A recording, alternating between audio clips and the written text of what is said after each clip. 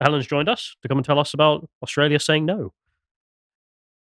Australia on the 14th of October voted no with a great deal of emphasis, I think is probably fair to say, in their referendum to add on the idea of adding an Aboriginal and Torres Strait Islander voice to the Constitution. Now, this might sound completely left field, so I will have to step back a little bit and do a bit of background, which is what I had to do both for The Spectator last week and also for The Telegraph last week. Like the United States, Australia has a written entrenched constitution. Unlike the United States, however, it has no Bill of Rights. It also has tended to abrogate or just not sign international human rights conventions. It tends to sign the more limited versions of them. That's very interesting. At all. And there is a reason in the 19th century for Australia not having a Bill of Rights. It's because the clever British thinker that the Australian framers, they're called framers in Australia rather than founders, who they were most influenced by was a chap called Jeremy Bentham. Oh, really?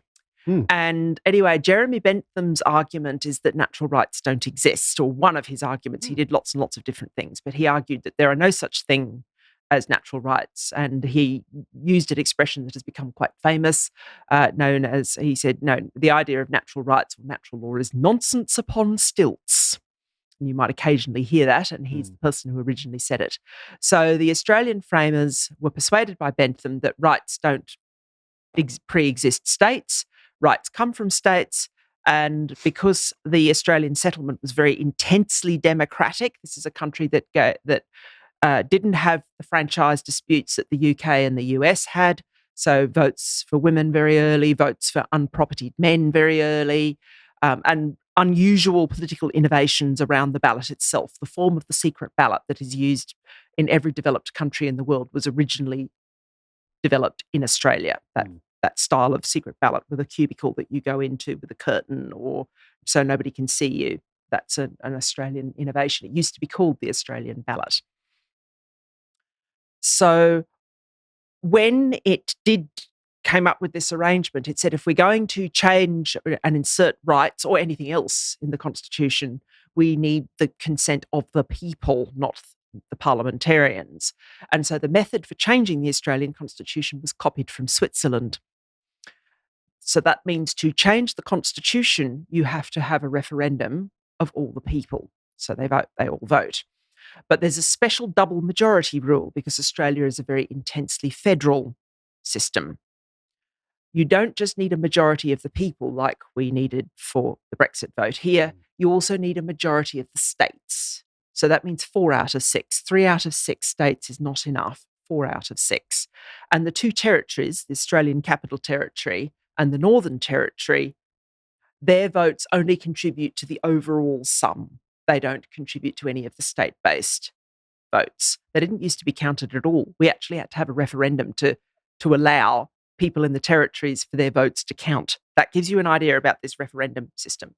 That was copied from Switzerland. There have now been 45 referendums since Federation in 1901. There were also referendums. God, that is a lot. Sorry to interrupt, but we've had like 3. Yeah, I know. I don't know. I'm kind of liking what I'm hearing, if I'm honest. So Australia's had 45 now since 1901. It's like a referendum every other year. And every third year.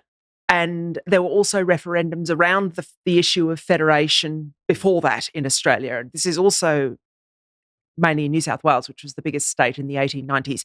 So the use of referendums and the use of the idea that democracy and majorities really, really, really matter has been a big part of the Australian settlement since before the country formally existed as a country. Just a quick question here.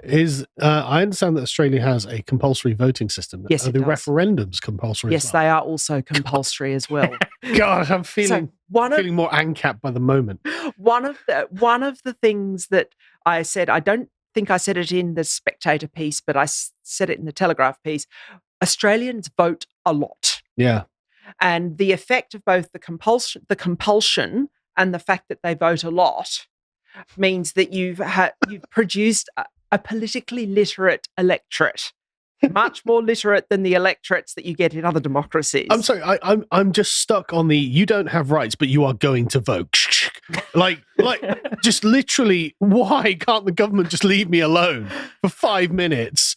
I'm just trying to kill a snake or something, or find a yowie in the desert. You don't know what a yowie I mean, is. it's like a fair argument. Bunyips. Oh, well, yeah, bunyip. Just Or a drop bear. Christ. I mean, imagine being 1,000 miles out into the Australian desert and there's just a little bit of dust on the horizon. Like, oh, God, here comes the government. Yeah, but There must be a referendum. Like, Jesus Christ. no, but now that you mention all this, I've never thought about it. But if you're going to have a democracy, why wouldn't you do that? Because the system we have, Because I'd like some rights. yeah, you'd like some rights. You Yeah, I don't would. have any. I know. I don't have any here. Yeah, But my point being, all I can recommend to you is that there are distinctive traditions within liberalism. Australia is a liberal democracy. Americans might like to call themselves a constitutional republic, but it too is also a liberal democracy. The UK is a liberal democracy, but so is France.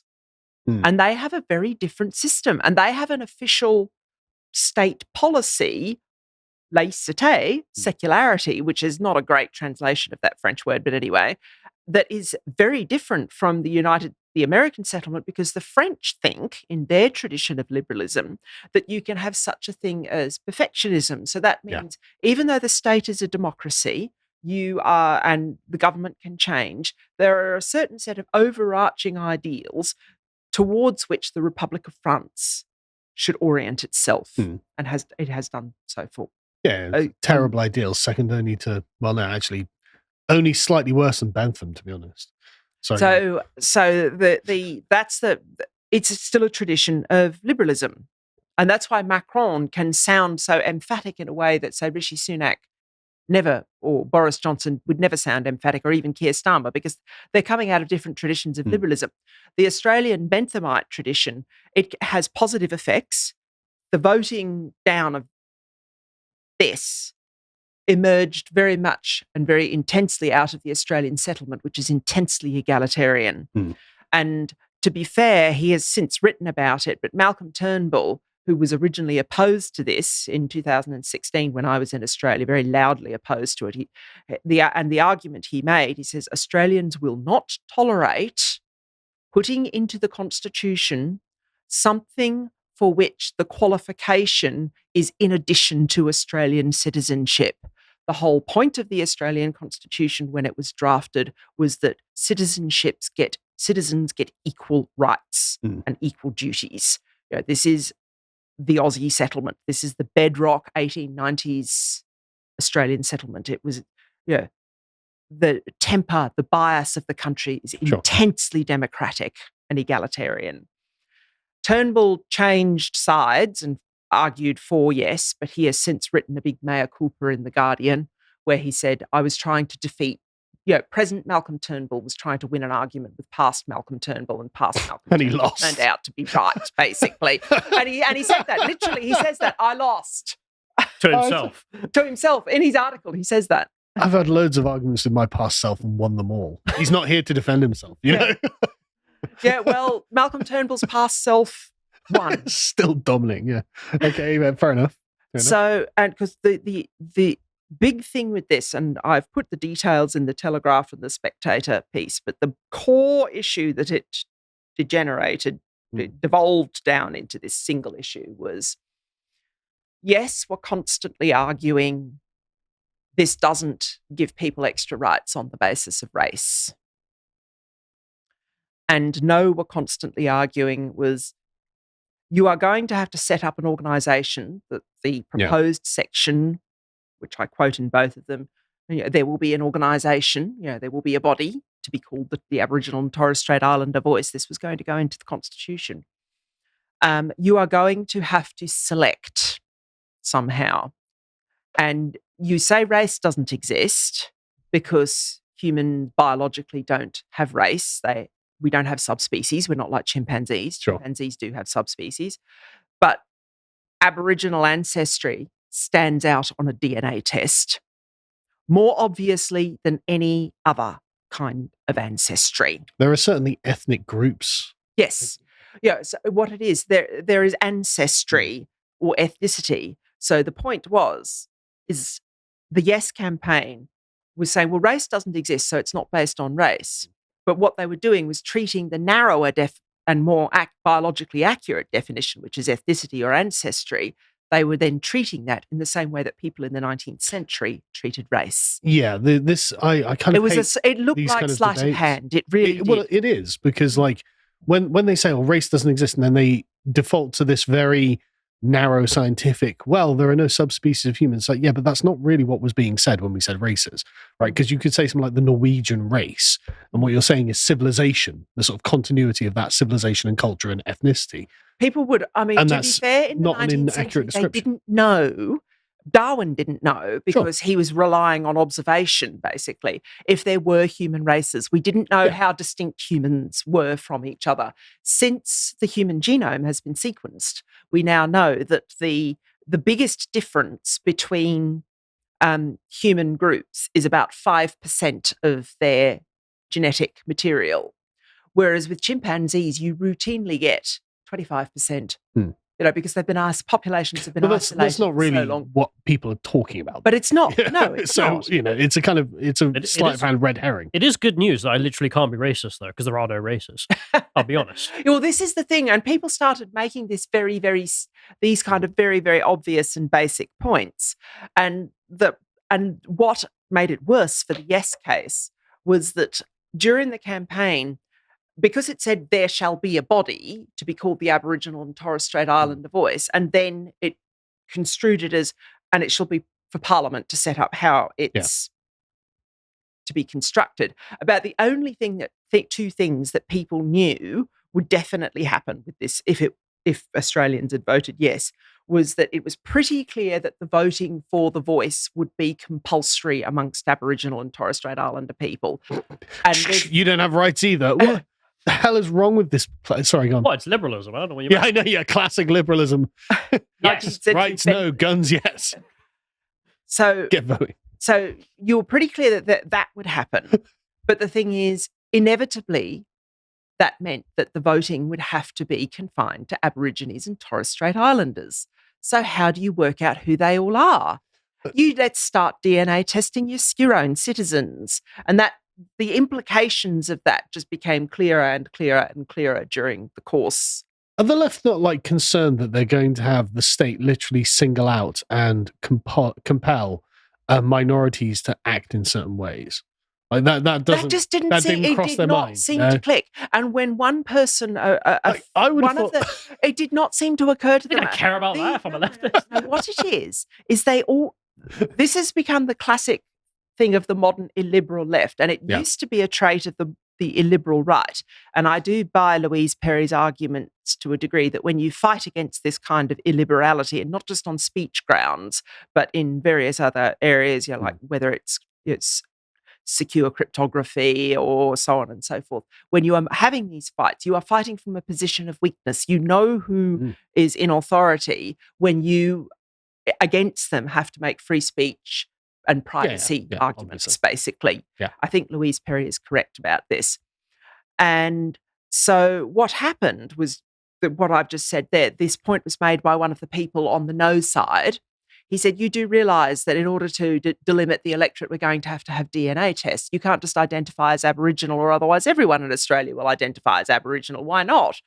And they've set up over the years, because of this issue, a 3-part test. You need actual ancestry, you need recognition by a community, and you need to be willing to be recognised by that community as well. I have a friend.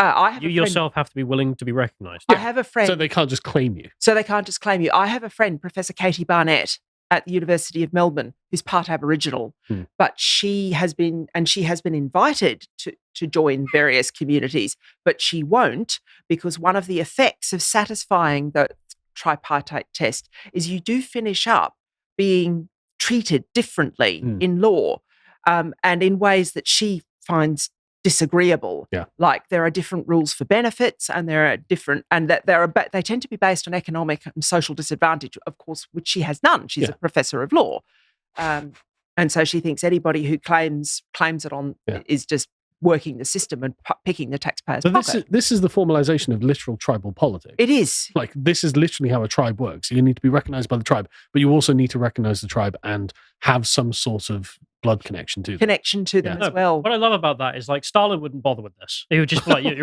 "You're a Tatar." There's no asking the person, "Are you an Aboriginal or not?" That's amazing to me that he would bother. Sorry, the Australian system would bother, and then you could opt out. No, modern states don't do it. And the thing is, the reason why, and Carl is right here, the reason why you get that tripartite test of Aboriginality is precisely for those tribal reasons. It's a two-way street, tribalism. People always think it's just one, but it's not. They have to claim you, but you have to claim to be one of them as well. It's actually really interesting because I actually think that we could learn something from this, from the newcomers in Britain who are like, I'm British. It's like, no, we need to accept you as British before you can say you're British. Like, it actually is kind of... It's an older tradition that was stronger in Scotland than here. It's the whole idea of you can't just bowl up to a clan. Yeah. The clan has to have you as a sept of the clan and all of that kind of thing. And so it requires a lot of good faith on both parties, right? I'm not sure how I feel about this. Like, the concept of the group has to accept the person makes perfect sense to me. But the idea that you can be Aboriginal, like your professional friend, but then because they don't say so, they're not Aboriginal now. That's not real. That's just legal. Well, it's a legal fiction. Yeah. It's identification, and once again, we're dealing, even when there is a biological reality in which it is rooted here. But Katie did a DNA test, and there it is. It's in her family tree. And she's done a couple now. I think she's done Ancestry, and one of the other ones, 23andMe, and it comes up the same or very similar. They use different bases, the different genetics companies, but it's there. This is the problem of, even when there is a biological root, identification is a very, very strange and very modern phenomenon. And yes, it's quite weird. It is quite weird, even where there is a genuine biological tie. Well, it's a weird way of thinking about the world. It's the modern liberal state trying to understand tribalism, right? Like pre-modern tribal politics. Because everywhere in the world before about 1600 would have operated in this way, just without the formality of law. It's just, this would have been the normal social even life. Philosophically, the idea that I am the determinant of if I'm part of a ethnic group or not doesn't even make sense. It's not an ethnic group; it's a tribe. No, but even on a tribal level, like you have a group of the tribe, say, that come to you and say, "You're one of us, lads. You are, whether you like it or not." Is how I can no, you can leave the tribe. Well, then they're not. But the thing is, what happened historically when you're dealing with forager civilizations, and even to a degree pastoralist civilizations, but certainly with foragers, is that if someone left, they tended to die. That's why ostracism was so dangerous. You didn't want to generally leave a tribe. Like, people would do so, and that's why you get you get stories when you get very early stories from different civilizations. There's even elements of it because Homer was writing a long time after the events that he was depicting, but there are elements of it there in the story of Ulysses, and the reason why people think all his friends and so on and so forth think, oh, he's dead at sea, is because of that thing that is someone who gets isolated, and he is shown all the way through the books as someone who is a bit standoffish and doesn't fit in very well, and that kind of thing, but is still liked and respected because he's very capable. This is why Penelope's getting it in her ear all the time. Why have you still got a candle in the window for this bloke? Yeah. And this is why the story of Genghis Khan is so remarkable, because he got abandoned by his tribe with his brothers and his mum and survived, and then came back and took over, and then took over everything else. Yeah. This is why that story is so amazing. It's because literally he was expected to just die on the steps. So, and you get like other things like the exchanging of wives. So the wife leaves one tribe and goes to another tribe to formalize an alliance and things like this. But she becomes a member of the other tribe now. I'm not sure how much I can relate to the old tribal systems to the new ones, because the new ones are weird. Yeah, but the new one... But the new ones, like Carl is saying, they represent an attempt by liberals, and liberals who are not well informed of their tradition, of any of the traditions within liberalism, to be fair, trying to develop a system of politics that will work with tribes or with tribal organisations, and they can be very destructive. There's a Labor MP, I think she's still an MP, who can say some completely nonsense stuff, but she's very good on this. Labor MP. Naz Shah has and in Urdu it's Biradri politics, clan politics. And it's why you get this weird phenomenon of all these, you get Pakistani background councillors in certain English towns, and they'll all be related to each other because it's their turn, to go through the biddery politics. And we consider that, and we even have a word for it, nepotism. Yeah. And that is actually derived from nipote, which means niece or nephew in Italian or in Latin. It's one of those ones that's a common form rather than masculine or feminine. And because nepotism comes from giving jobs or money or help to your niece or nephew. Yeah, because it's just an entirely different way of running a civilization, that you'd keep opportunity and money within the family in some way. But the family is also defined more generously than it's a lot broader. Family. Yeah. So you will tend to do things like know who all your cousins are, know who all your first cousins once removed are, know who is related to everybody on both sides of the family, and exactly what role they play within the family as well. But this is the difference between sort of like the Anglo-speaking world and the Mediterranean world or anywhere else, is we've got much more of a strong sense of national identity actually when it comes to that sort of thing. We say British jobs for British people. So we don't think about who the British people are. We're not saying British jobs for my mum. Had to. Yeah, you never had to, but now we're in an entirely different era. And that's why you get the definition of Aboriginality, which is an attempt by a liberal state to adopt bits of that. Yeah. And the thing is, it then became as a result of a referendum campaign in a country with compulsory voting, so you have to pay attention and vote in it. That thing that had been sort of existing in Australia probably for 30 years, was exposed to the wider Australian public. And I think it's probably fair to say they didn't like what they saw. And they didn't want it entrenched any further, and they certainly didn't want it in the country's founding document. And the one thing I haven't covered in these two pieces for the Spectator and for the Tory Graph, but I will cover in a piece for Law and Liberty, which is the legal magazine where I'm senior writer, is post the vote. I wasn't really sure about it because the Tory Graph piece came out on Tuesday last week. I was just seeing a little bit on Twitter and I thought, no, I'm not going to do the lazy journalist thing and report what I've seen on Twitter. I will investigate this.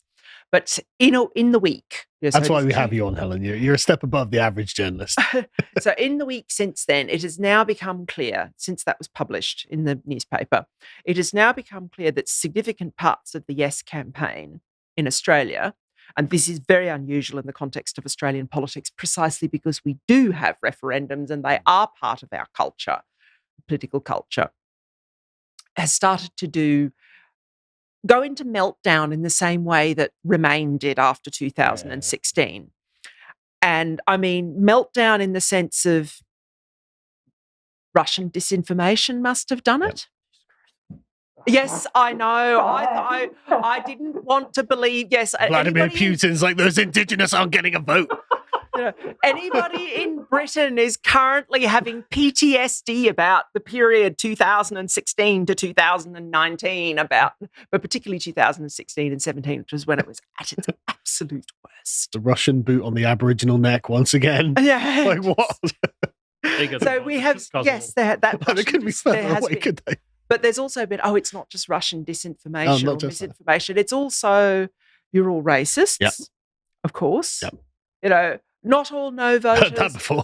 Not all no voters are racist, but all the racists voted no. Where have we heard a version of that before? Yep. Not all Brexit voters are racist, but everybody who voted for Brexit, all the racists who did voted for Brexit. Well, that's ironic because it's exactly the same. The yes proposition is predicated on a form of racism. Like to say, no, there's a difference between the European Australians and the Indigenous Australians. And literally their argument hinged on the fact that the Indigenous couldn't succeed in a system where they didn't have a kind of special privilege because of the inequalities in lifestyles and things like that. So it's predicated on a form of racism. Which was the point. Yeah. They just hammered the point. Which is what the egalitarian... which is what the egalitarian tradition is tied into, but that's also vote no to the voice of division. That is what was no's big thing. And there were two slogans no had: vote no to the voice of division, which is the one you can see there. But there was also one was as if you don't know, vote no was the other one they did. That's clever. And yes, and that was caused because despite it, the text of the proposed change, which everybody read and got sent to them in the post. This is the way the Australian system works. I can just picture just some poor guy in a standout with the police, and it's like, just come out, Jimmy, come out and vote. Say, no, I don't want to. We're gonna have to shoot you, Jimmy. Like, sorry, just leave me alone, bro. God, sorry. You want democracy or not? If so. No, I don't. All right, that's it. We're going in.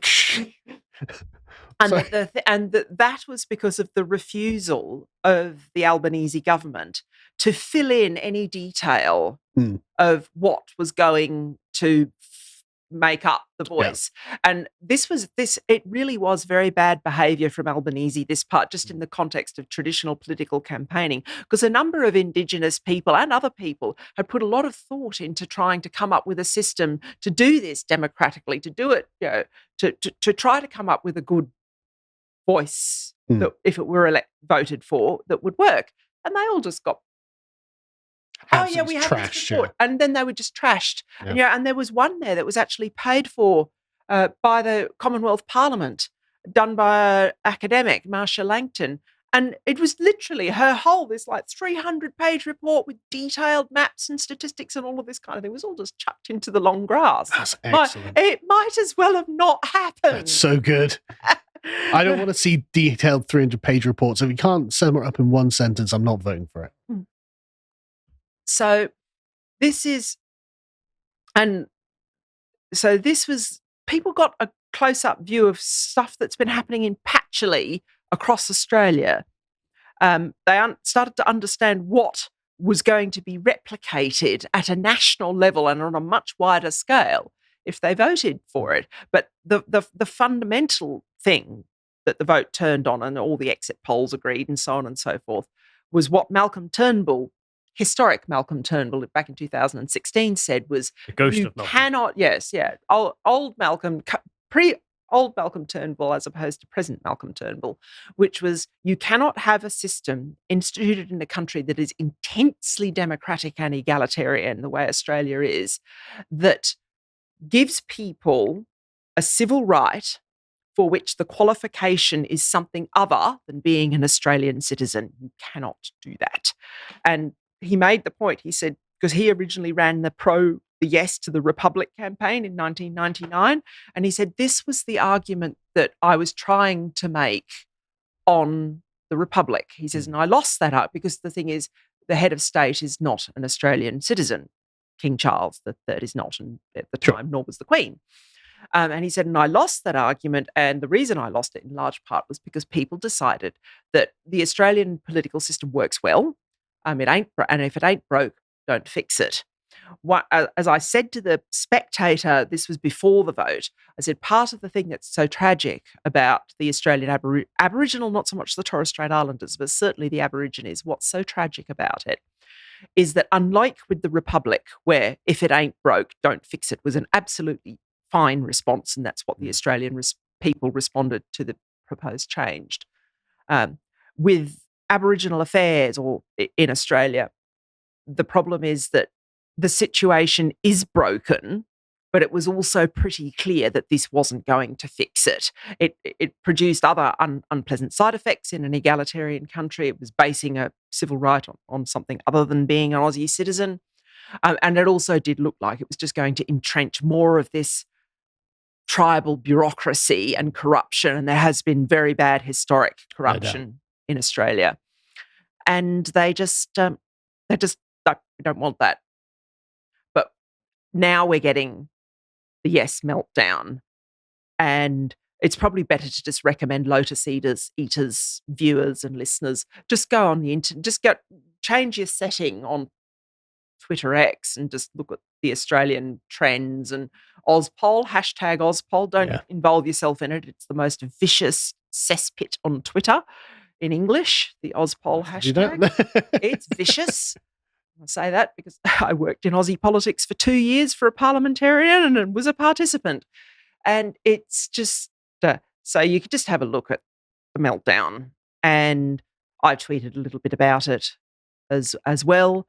And pointed out the extent to which it really is starting to do the whole continuity remain thing. They really are going to, I just seriously hope this doesn't happen, but they're giving every sign of being like those Japanese soldiers that were isolated on Pacific Islands. Never going to let it go. And, 20 years after the war is over, they get captured and they've refused to acknowledge Emperor Hirohito's surrender. They are going to be like the mad FBPE continuity remain people. And I really, really am disappointed in that, because a country that's had 45 referendums plus several before federation as well, it's only passed eight of those 45 have passed at referendum, which means the yes side loses a lot. Yeah. This is part of Australian political culture. You should know and understand this. We are all taught this at school. Yeah, but this was a vote. You have no reason not to know this if you're an Aussie. Yeah, but this was a vote between God and Satan, and the Australian public overwhelmingly voted Satan. Of course, they're not going to let it go. For them, this is a divine mission. This is about equality. This is about rights. This is about this poor oppressed minority, and they're not going to get any less oppressed. But yeah, exactly, by the consequence of this vote. It was more the last one. The poor oppressed minority. Yeah. That's another big. But all of these are the same thing to them, right? This is a religious duty. See, whereas a proper liberal understands that there is a difference between liberal rights. Whether they come from states or they're natural, it doesn't matter. This is just how you conceive of rights. Liberal rights are different things, and they belong to individuals. They don't belong to groups. This is sort of very basic liberalism. And so somehow those have been collapsed into these weird group rights that are based on defining whether you are oppressed in some way. And it is just such nonsense. And the two traditions are actually contraindicated. Well, the way that they do it is by temporalizing liberalism. Because we talk about liberalism as kind of abstract thing that's kind of always existed and exists somewhere in the ether, but they say no, liberalism is an outgrowth of essentially whiteness and white politics and white people, and therefore when you say liberal egalitarian, that's one group which are white, and then they've got their tribes, and they're like, yeah, but you're sitting on top of us like that. And it's part of the intersectional hierarchy, yes. Yeah, but it's specifically about temporalizing liberalism as a phenomenon of the white Australians. Yeah. That's how they do it. Oh, well, yes, that's another thing that's probably, once again, not in these two pieces, because I had to write them both very quickly. The Spectators one, which ran on Sunday, was the day after the vote, and then I had to spend Monday writing the one for Tuesday for the Tory graph. I haven't mentioned this at all in those two pieces, which are more explanatory. But just notice related topics, racism. Like, why? Average conservative. Sorry. Yeah.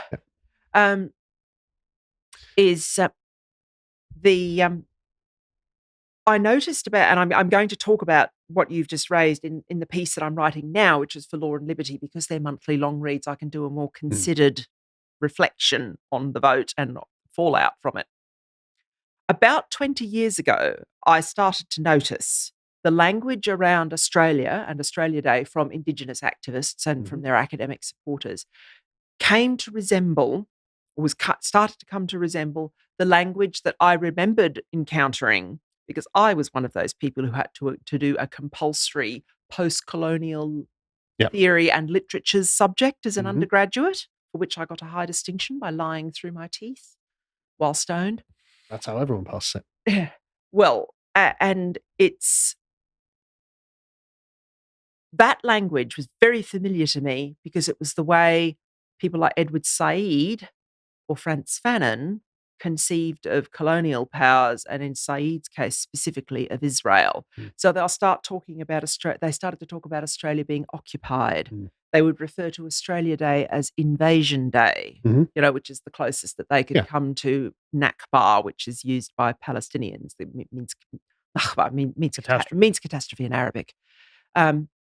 And so it's these movements that are contraindicated to liberalism they come from a different intellectual tradition that is not liberalism, that does not share liberal values at all. And when I say liberalism, it doesn't share the Benthamite or the French-style liberal values either. They are all whiteness. It's all completely different and very authoritarian. Says the person coming from a country where you can literally die if you don't vote. I mean, I just can't get past this. Yeah, I didn't want to vote. Okay, well, now you got a fine. Well, I don't want to pay the fine. Now we're going to shoot you. Like, seems reasonable to me. You will finish up in court. Yes. Yeah, but if if you put up enough resistance to having to be forced to vote, they'll kill you eventually. And so it's just like, right, that's very interesting, isn't it? I mean, I didn't realize that Australian democracy was actually so dangerous. There's no situation in Britain if I don't vote that I get shot. There are certain. I bet people have died over it as well. There are certain things it does very well. Back to the point about sort of economists used to say one of the things that used to be said was you couldn't centrally plan a immigration system. And the Australian response was not only to centrally plan an immigration system, but a phenomenally successful one. But then you get the state capacity issue. Britain or Canada want to copy it. Canada was more successful, although it's got problems now with blackface Trudeau, as I call him, because he's just not very competent. And he was a drama teacher, so why elect a pretty drama teacher? Because politics is about likability and not skill. As your prime minister, I mean, honestly, my mother would say, one suspects that Justin Trudeau got elected prime minister of Canada because the heterosexual female population in the country got a dose of hot thighs. Yes, that's what my mother. Now you just need to imagine that said in an Irish accent. That was my mother. And it's totally true, but do we have to leave it there? I think we will have to, in the interest of time. If you appreciated that segment from the podcast of the Lotus Eaters, you can go to lotuseaters.com to get access to all the premium content that's on the site, such as the Brokenomics series, this episode on what exactly Western governments are up to. If you'd like to find out what else is being put out, you can follow on Twitter at lotuseaters_com on Twitter. Thank you and goodbye.